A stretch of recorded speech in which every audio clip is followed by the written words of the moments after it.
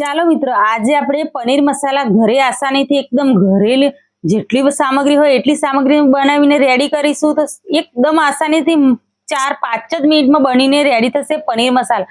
તો ચાલો પનીર મસાલા તો 250-300 ગ્રામ જેટલું મેં પનીર લીધું છે। પનીર આપણે ઘરે જ બનાવ્યું છે, સવારમાં એનો વિડીયો મેં મૂક્યો હતો। અને એક ટામેટું કટ કરીને લીધું છે, 2-4 ટુકડા આદુના લીધા છે, 4-5 લીલા મરચાં લીધા છે અને થોડું લસણ લીધું છે। તો હવે ચાલો આને સાતડી લઈએ। તો મિત્રો, પનીર મસાલા જ્યારે બનાવીએ છે ને તો આ પહેલો સ્ટેપ તમે ધ્યાનથી જોજો અને એને ફોલો કરશો ને તો સરસ રીતે તમારા પનીર મસાલા બનીને રેડી થશે। તો જો લોડી મેં ગરમ કરી લીધી છે અને એના પર ટામેટા, લીલા મરચાં અને આદુ આવી રીતના આપણે પેલા સાતડી લઈશું। એટલે આની ગ્રેવી બનાવીએ ને ત્યારે જોરદાર ગ્રેવી બને અને સ્વાદ પણ કંઈક અલગ જ આવે। 2-3 મિનિટ સુધી એને સાતળી લઈશું। તો 2 મિનિટ પછી સરસ રીતે એવા સતળાઈ ગયા છે। તો હવે એને આપણે લોડીમાંથી બહાર કાઢી લઈશું। હવે સ્ટેપ બીજો આવે છે, જો સરસ રીતે સતળાઈ ગયા છે ને ટામેટા, મરચાં અને લસણ છે અને એની અંદર ડુંગળી અને આ શિમલા મરચ આવી રીતના મરચાં કટ કરીને લીધા છે ને ડુંગળી, તો આને પર આપણે સાતળી લઈશું।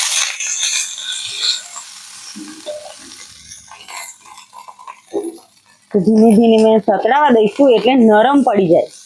આપણે લોડી પર આવી રીતે સતળાવા દઈએ એટલે મસ્ત રીતે એવા નરમ થઈ જાય। 2 મિનિટ સુધી થવા દઈશું। ડુંગળી અને શિમલા મરચાં એકદમ સરસ રીતે સતળાઈ ગયા છે અને નરમ પડી ગયા છે।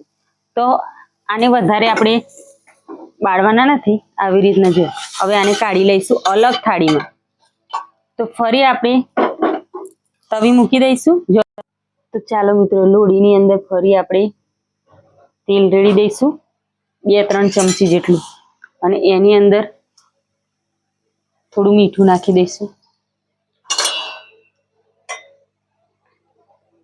અને હળદર અડધી ચમચી જેટલી નાખી દઈશું। ચલો એને સરસ રીતે મિક્સ કરી લઈશું।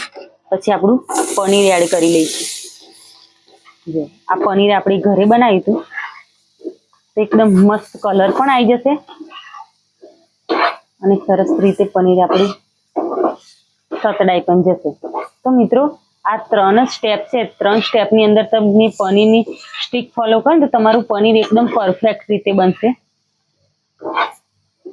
અને ધીમે ધીમે શેકે 2 મિનિટ સુધી શેકવા દઈએ।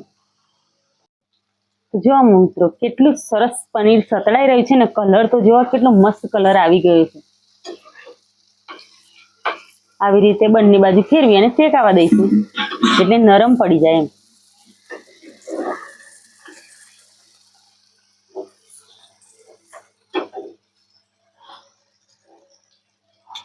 તો મિત્રો, સરસ રીતે આપણું પનીર પણ સતળાઈ ગયું છે। હવે આને કાઢી લઈશું એક થાળીની અંદર। તો જુઓ મિત્રો, જે મેં પહેલા ડુંગળી અને શિમલા મરચાં જે સાતળ્યા હતા ને એમની અંદર જ આપણે પનીર રાખ્યું છે અને જે આ ટામેટા, મરચાં અને લસણ જે આપણે સાતળી રાખ્યું હતું ને એને હવે મિક્સરમાં નાખી દઈશું। એની આપણે ગ્રેવી બનાવવાના છીએ।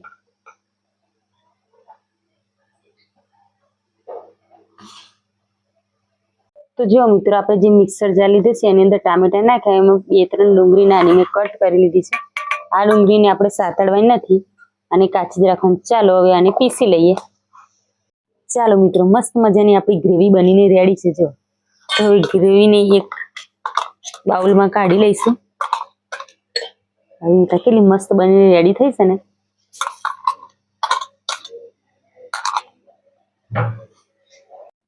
તો ચાલો મિત્રો, આપણે જે ગ્રેવી બનાવી હતી ને એ ગ્રેવી બધી તેલમાં એડ કરી દઈશું। આ ગ્રેવીને આપણે બરાબર શેકાવા દઈશું। તો તમે જીરું કે તમાલપત્ર કે પછી જે પણ તમારે વઘારમાં નાખો એ નાખી શકો છો, પણ અમે પનીર મસાલા બનાવીએ છીએ એટલે ડાયરેક્ટ ગ્રેવીમાં જ આપણે બનાવીશું। તો આને લગભગ 2-3 મિનિટ તમારે આવી રીતના શેકવી પડશે।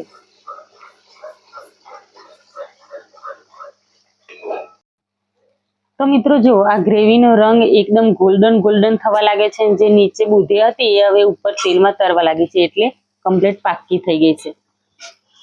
તો એની અંદર આપણે જે પહેલેથી આપણે જે મિક્સરમાં પીલ્યું હતું એની અંદર થોડું પાણી નાખી અને અડધા કપ જેટલું પાણી રેડ્યું છે. એની અંદર 1 ચમચી હળદર નાખી દઈશું, 1 ચમચી સૂકું મરચું, 1 ચમચી ગરમ મસાલો. આને પણ બરાબર સાતડી લઈશું તો ગ્રેવીનો કલર એકદમ મસ્ત આવી જશે. અને સ્વાદ પ્રમાણે મીઠું નાખી દઈશું. તો જો ગ્રેવી એકદમ ઘટ થતી જાય છે ને એમ ધીમે ધીમે બધા મસાલા ઉપર આવી જશે. જો તેલ છૂટું પડવા માંડ્યું છે અને મસાલા ઉપર આવી ગયા છે. તો આપણું પનીર અને ડુંગળી હવે એડ કરી દઈશું.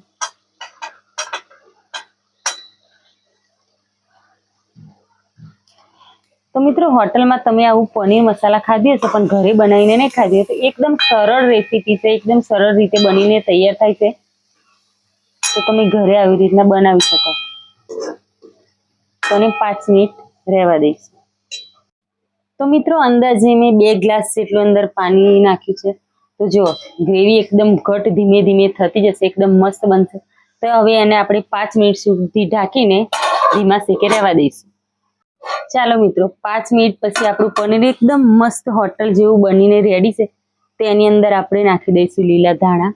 તો મિત્રો તમે અમારો વિડીયો ક્યાંથી જોવો છો કોમેન્ટ કરીને જરૂરથી કહેજો. ને આપણા ફેસબુક પેજ પર હોય તો આપણા ફેસબુક પેજને ફોલો કરજો. અને અહીંયા આપણી યુટ્યુબ ચેનલ પર હોય તો આપણી ચેનલને સબસ્ક્રાઇબ જરૂરથી કરજો, જેથી કરીને આવા નવા કુકિંગ વિડીયો તમને જોવા મળે. તો એકદમ હોટલ જેવું મસ્ત પનીર બનીને રેડી છે. એકદમ ઓછી સામગ્રીની ઘરની જે સામગ્રી હોય એની અંદર બનીને રેડી થઈ જાય છે.